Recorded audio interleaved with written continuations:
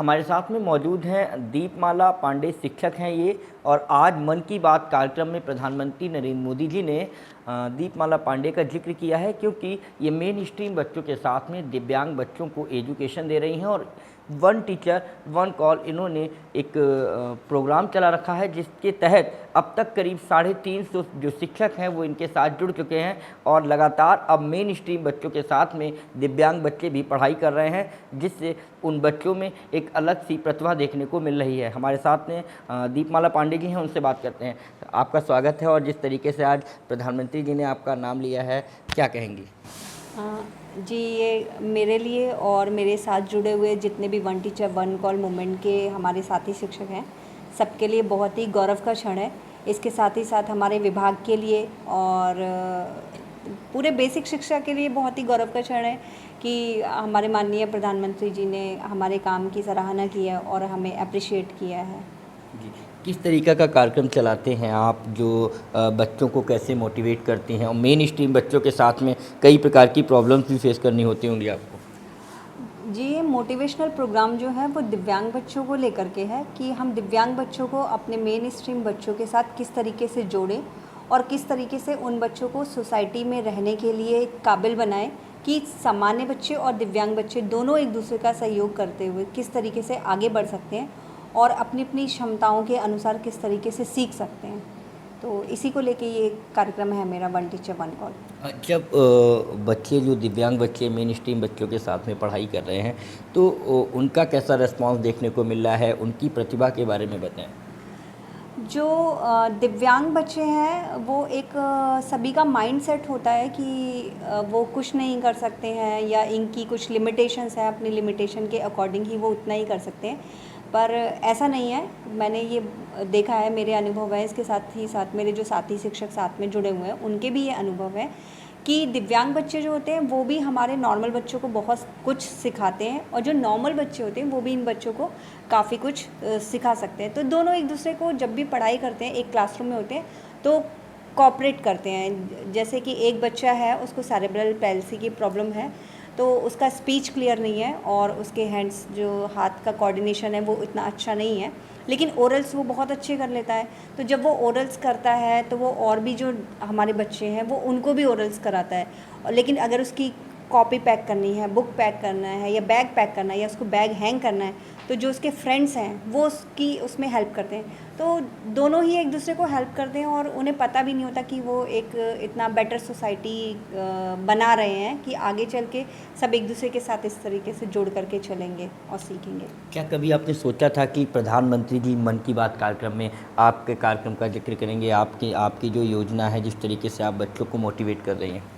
हाँ जी, ये मतलब ये सच में मेरे लिए बहुत ही, मैं आश्चर्य कहूँ या शब्द नहीं है मेरे पास कि मेरे इस कार्यक्रम की हमारे माननीय प्रधानमंत्री जी ने सराहना की है। मैंने नहीं सोचा था कि ये इतने बड़े मंच तक जाएगा और इस कार्यक्रम को इतनी सराहना मिलेगी, लेकिन अब मुझे विश्वास है कि अब पूरे भारत के लोग और भी ज़्यादा टीचर्स जो हैं वो इससे जुड़ सकेंगे और हम इस काम को अब बहुत अच्छे से काफ़ी दूर दूर तक फैला सकते हैं। आपने एक चीज़ और, जो बच्चे दिव्यांग हैं जब वो पढ़ने आते हैं मेन स्ट्रीम बच्चों के साथ में, तो जो मेन स्ट्रीम बच्चे के जो पेरेंट्स हैं उन्होंने कभी किसी तरीके का ऑब्जेक्शन उठाया कि इन बच्चों के संग में हमारे बच्चों को मत पढ़ाइए? ऐसा कुछ, ऐसी भी क्या प्रॉब्लम्स को फेस करना पड़ा आपको शुरुआती दौर में? ऐसा होता है कि पेरेंट्स को ये लगता है कि ऐसा ना हो मेरा बच्चा जब नॉर्मल बच्चों के साथ स्कूल में जाता है, नॉर्मल स्कूल में जाता है, तो उसको चोट लग जाए या हो सकता है टीचर्स को समझा नहीं पाए। एक बच्चा है अतुल, जब उसका एडमिशन होना था तो उसकी मदर को जब मैंने बोला कि आप इसका एडमिशन कराइए, तो बोली कि मैं इसको आपके स्कूल में नहीं भेजूँगी, आप इसे कहीं और दूर भेज देंगी पढ़ाने के लिए। उन्हें लगा कि मैं किसी स्पेशल स्कूल की बात कर रही हूँ। तो लेकिन फिर ऐसे पेरेंट्स को, गार्जियंस को हमें काउंसिल करना पड़ता है और हम उन्हें बताते हैं कि हम यहीं पढ़ाएंगे उस बच्चे को और उन्हें उतना ही मतलब सिक्योर एटमॉस्फेयर हम प्रोवाइड कराएंगे जितना कि वो घर पे सिक्योर फील करते हैं। तो कुछ दिन बाद जब उनका बच्चा आता है और जब वो रिस्पॉन्ड करता है और जब वो वापस अपने घर जाता है और उन्हें लगता है कि इसमें इम्प्रूवमेंट है, वो कुछ सीख रहा है और वो खुद स्कूल आना चाह रहा है, तो तब उन्हें खुद ही भरोसा हो जाता है कि नहीं, ये उनके बच्चे के पढ़ने के लिए बेटर प्लेस है। आपने एक चीज़ और जो बच्चे दिव्यांग हैं जब वो पढ़ने आते हैं मेन स्ट्रीम बच्चों के साथ में, तो जो मेन स्ट्रीम बच्चे के जो पेरेंट्स हैं उन्होंने कभी किसी तरीके का ऑब्जेक्शन उठाया कि इन बच्चों के संग में हमारे बच्चों को मत पढ़ाइए, ऐसा कुछ ऐसी भी क्या प्रॉब्लम्स को फेस करना पड़ा आपको शुरुआती दौर में? ऐसा होता है कि पेरेंट्स को ये लगता है कि ऐसा ना हो मेरा बच्चा जब नॉर्मल बच्चों के साथ स्कूल में जाता है, नॉर्मल स्कूल में जाता है, तो उसको चोट लग जाए या हो सकता है टीचर्स को समझा नहीं पाए। एक बच्चा है अतुल, जब उसका एडमिशन होना था तो उसकी मदर को जब मैंने बोला कि आप इसका एडमिशन कराइए, तो बोली कि मैं इसको आपके स्कूल में नहीं भेजूँगी, आप इसे कहीं और दूर भेज देंगी पढ़ाने के लिए। उन्हें लगा कि मैं किसी स्पेशल स्कूल की बात कर रही हूँ। तो लेकिन फिर ऐसे पेरेंट्स को, गार्जियंस को हमें काउंसिल करना पड़ता है और हम उन्हें बताते हैं कि हम यहीं पढ़ाएंगे उस बच्चे को, और उन्हें उतना ही मतलब सिक्योर एटमॉस्फेयर हम प्रोवाइड कराएंगे जितना कि वो घर पे सिक्योर फील करते हैं। तो कुछ दिन बाद जब उनका बच्चा आता है और जब वो रिस्पॉन्ड करता है और जब वो वापस अपने घर जाता है और उन्हें लगता है कि इसमें इम्प्रूवमेंट है, वो कुछ सीख रहा है और वो खुद स्कूल आना चाह रहा है, तो तब उन्हें खुद ही भरोसा हो जाता है कि नहीं, ये उनके बच्चे के पढ़ने के लिए बेटर प्लेस है।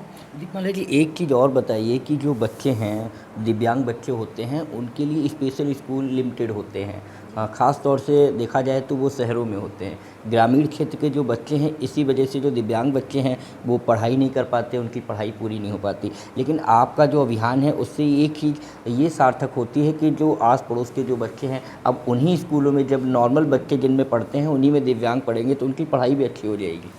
जी बिल्कुल, दिव्यांग बच्चों के लिए जो विद्यालय हैं वो बहुत लिमिट के हैं, और हमारा आरटी 2009 इस बात को कहता है कि जो दिव्यांग बच्चे हैं उन्हें नॉर्मल स्कूल में ही पढ़ने का अधिकार है। तो इसकी वजह से जो हमारे 70% बच्चे जो हमारे मेन स्ट्रीम के साथ पढ़ सकते हैं, ईज़िली कोप अप कर सकते हैं, तो उनके लिए बहुत आसानी हो गई कि उनको दिव्यांग इस विद्यालयों में जाने की आवश्यकता नहीं है। दिव्यांग विद्यालय में सिर्फ वो ही बच्चे जाते हैं, लगभग 30% बच्चे होते हैं जिन्हें उनकी आवश्यकता होती है, और इसके अलावा कुछ बच्चे जो होते हैं जो बिल्कुल भी कहीं नहीं जा सकते, उनके लिए होम बेस्ड एजुकेशन का भी प्रोविज़न है।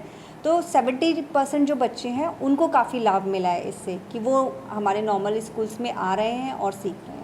तो देखा आपने, ये दीपमाला पांडे जो शिक्षक हैं और उन्होंने शिक्षक जो गुरु और शिष्य की परंपरा है उसको अच्छी तरीके से निभाने का काम किया है। कैमरामैन नवल सिन्हा के साथ अनूप कुमार मिश्रा, एबीपी गंगा, बरेली। एबीपी गंगा, खबर आपकी, जुबान आपकी।